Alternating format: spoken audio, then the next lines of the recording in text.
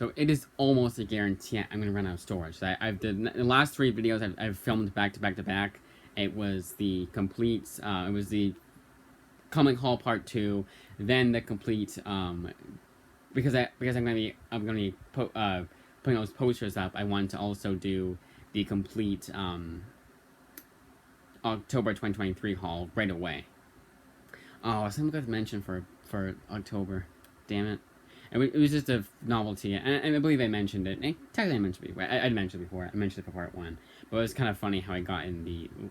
Exactly a year ago, I got in the Skull Kickers hardcovers, and this year I got the Wayward hardcovers, both written by the same guy, Jim Stubb, both published by Image Comics.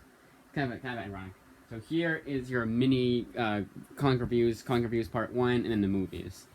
Let's start with the movies. And I'm going to be doing this in no particular order for the movies, other than when I watched them. So first I watched Ordinary People. Now this one I had seen a trailer of, and had it been just the trailer alone, I would have skipped this book. I would skip this movie. Not watched it at all. But I heard it got the... It was in 1980, and it makes sense in a few seconds here. I had also learned it won the Oscar for Best Picture. And you know what else came out in 1980 that really deserves that?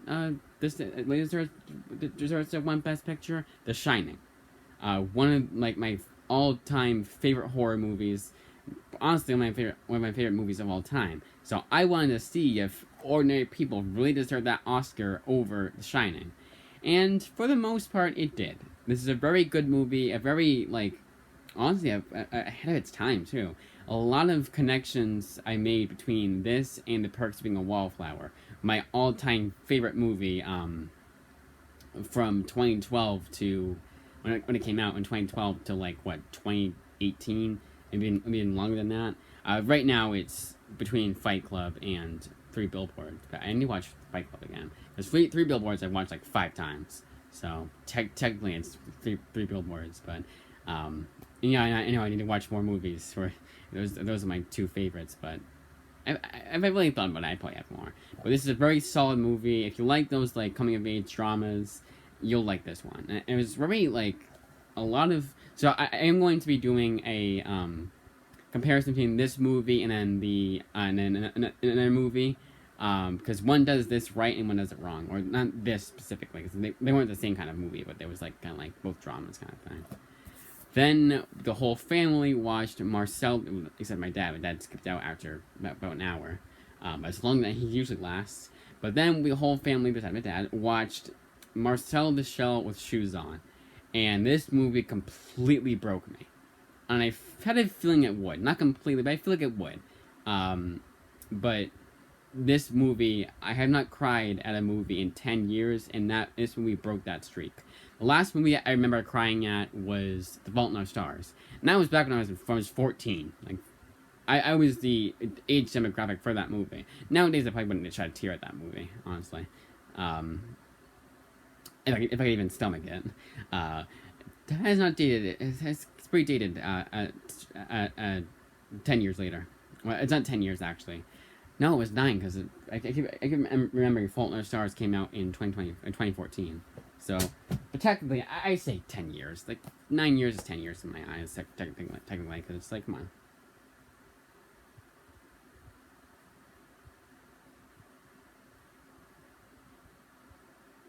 I gotta do it real quick here. But yeah, it was a very good movie. It's pretty funny too, surprisingly. It definitely does have. It's kind of like one of those movies that has all the emotions in one, and I think that's the best kind of movie. You'll laugh as much as you cry, and yeah, I say I laughed more than I cried. Obviously, it was just one brief scene. It was because I connected to the character. I'm not gonna say what happened. So I say what happened. I hope I didn't say what happened, but there's something that happens, and then I kind of connected with that character, so it was kind of one of those things. But very good movie, and I highly recommend it. And it is. I keep forgetting this fact too. But it's a kids movie technically. It's just PG. There's a really good song at the end that Marcel sings. It's Jenny Slate, by the way, who plays Marcel. That I was listening to the other day, and I found out it was on the YouTube Kids app. I didn't even go to the YouTube Kids app. It was the YouTube Kids video. I was like, oh yeah, that's a kids movie, Doy.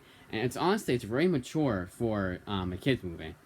Um, and honestly, I think Pixar um, should take notes from this, from A24. Like, A24 should be the next Pixar. This reminded me of the old days of Pixar, but more mature than Pixar. Like, even more mature than Pixar. But still, like, appropriate for kids. Kids maybe a little bit bored. I'm not exactly sure how my 7-year-old nephew likes the movie, but and I say nephew, and not his father is not married to my sister, but I say nephew. And I don't give a shit. But very good movie, and it's not her kid either. So, step nephew, was that what I gotta say? Then the movie that I was really excited for and ended up being a pretty big disappointment. But it's the only movie out of these four that I did not like, and that is Terms of Endearment. Now, this was not completely disappointing because of the fact that Jack Nicholson and Shirley MacLaine. Who plays her? Who plays her? Her and Jack Nicholson. Or whoever plays her. Whoever plays Aurora was really good, along with Jack Nicholson. Jack Nicholson plays her love interest, and it's a really damn good dynamic. And honestly, and I was looking up the trivia at the end, when I was done with the movie, and it made perfect sense when I heard this. All their lines were improvised. So that's a good reason for why that was the best part of the movie, because that was the only part of the movie that was actually interesting. Everything else is just like really half-assed, honestly. They introduce things out of nowhere. This is an old movie. I'm pretty sure everyone knows what happens at the end of this movie. So spoilers for a really old movie, but even her, and the hand up means spoilers. The mother, not Aurora, but the mother gets cancer, and dies from it. And it felt like it was completely out of nowhere. James L. Brooke was just like, oh, we're gonna get an Oscar if we put this in, and then they won the Oscar. So, it was completely manipulative, pretty Oscar-baity movie. I would say to watch it just for the Jack Nicholson scenes. Like, it's worth the whole 2 hours and 12-minute movie because of that. And he's in it for, I would say, like a half hour, but it's split up, obviously. It's not just the first half hour and he's gone. But yeah, and then they have like there's a kid, her oldest kid didn't really like her, and it was never really established as to the reason why. I kind of got like an interpretation as to why, but it was kind of like even later season Bart Simpson would not be this much of an annoying asshole, or not even like, it's like Peter Griffin almost, like not later season Peter Griffin, but Peter Griffin in general kind of thing. Like, you're just like, come on. That's, I get he's a kid, and the whole reason for wasting is about 13, 14, so teenager, ooh, but it's kind of like, there was something, I don't know, there's no payoff to that, and maybe that was the whole point, but I don't know. But all around, I just had its hand up the whole entire time, but all around, just an okay movie. It's only because of Jack Nicholson and Shirley MacLaine. I'm pretty sure Shirley MacLaine was this one. Then we had A Triangle of Sadness. And the less I say about this movie, the better. If you like a dark if you like dramedies, you'll like this movie.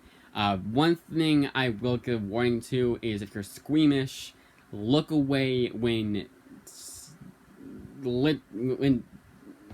look away at, I think it's about the hour mark. They do warn you what's going to happen, so it's not like it's right away and out of nowhere, but that's the only thing I didn't like about this movie, is that there's a lot of gross out scenes. I thought that was kind of annoying. I get that's where a lot of the comedy came in. It was, I don't know, but everything else I loved about this movie. This is one of those movies that has a message, yes, but I like the message in it. And I'm not even going to spoil it, because I spoiled Terms of Endearment because that was an old-ass movie. Triangle of Sadness just came out, so the less I say about the movie, the better. It does have a message, but the message in it is a good one at that. It's one of those ones that you're not, it's just kind of, it's somewhat complicated, at least. We're supposed to put the follower here. I want to show Preacher. I haven't read that recently. Well, I didn't read that this past. I read it recently, but I didn't read that this past I done it when I was comparing that to Sacred Creatures. I've been doing these videos back to back to back. Black Canary Ignite. Oh yeah, sorry. One more thing about terms of endearment and ordinary people. Everything ordinary people like. It was one of those things where like ordinary people did the drama right, and I kind of felt like none of that was over dramatic terms of endearment. I think it had the right amount of drama or the appropriate amount, but it's just like ordinary people I felt like did a lot better with the more like dramatic scenes, and I just feel like it's more fleshed out, I guess. It was something that's got mentioned, but I kind of forgot what I was going to mention about it. But basically, because it also came out around the same time too, and actually, Terms of Endearment is less old than Ordinary People is. They're I think 3 years apart. Yeah. So go back to this. Black Canary Ignite. I did like. It's one of those read them once, probably never again kind of books.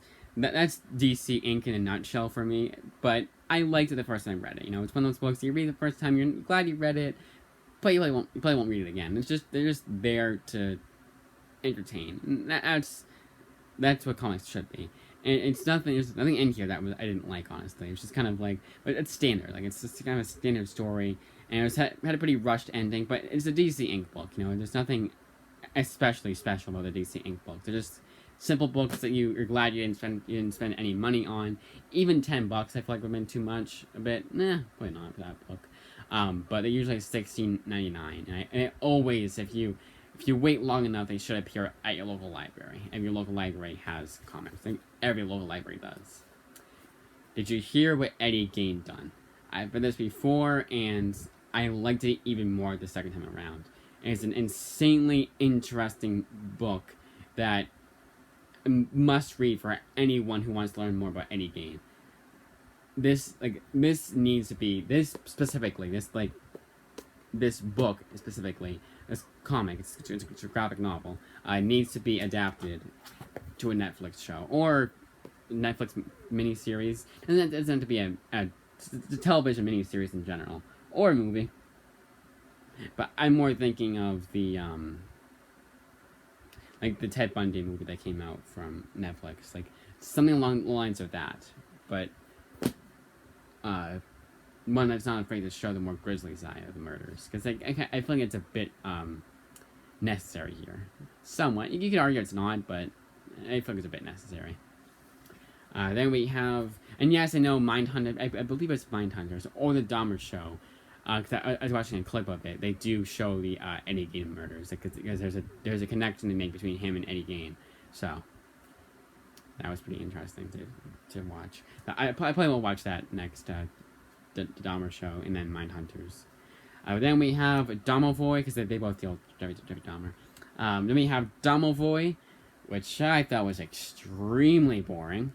Not one of those books that does not hold up at all. But I had read this when I was drunk, like, so maybe because I was drunk, and I like plastered drunk, obviously, but like the drunk way you enjoy things more than you would if you were sober. And I think, and even then, I can't remember what I honestly, like, after I read it, I couldn't remember what I had read. And when I was reviewing it, I admitted to everyone, like, yeah, I was drunk when I read this. I don't remember anything about this book, like, very few things I remember about the book. And that's the main reason why I picked this up again. And yeah, it was not that great. And finally, we have Apocalyptic Girl. And I still like this book. This is very, very endearing. It is, I swear to God, someone said this was a kid's book. I don't know if the solicit said it, but there's 2 S words in this movie, like SS words. The 2 shit words in this book. But other than that, it is for kids. And honestly, like, that could still be in a PG-13 Marvel movie, which I've always said is for kids. So, but it's a difference between it being in a book and it being in a movie. I would argue, but I would still say it's young adult, obviously, still young adult. And I would say this is appropriate for kids 10 and up. 10 and up would be appropriate for them, especially if they've seen the Marvel movies. The artwork I really liked too. It was like it was, yeah, you can tell Angela Clown did it, and he has more a cartoony style. But I like when they have more like backgrounds, like more detailed background like that. I feel like when I say it's cartoony artwork, I always like there's always like not enough background. I feel like a good example is the graphic novel of Nimona, which I liked the movie Nimona a lot more than the graphic novel, like a lot more. And because the artwork in the graphic novel was way too cartoony, like the bad kind cartoony, but the good kind cartoony here. It's a sci-fi book, and this needs to be a Netflix show, a Netflix movie too. Get the same people that did Nimona to make this into a movie. I'll probably like the movie a lot more than did the comic. And that's saying a lot because I actually like this book. Not like Nimona, I didn't like the book at all. I say book, and obviously you guys know I mean comic. And that, as I say, is that comic review. I did a bunch of videos back to back. But I have got to get my books because I am very far behind. That's it.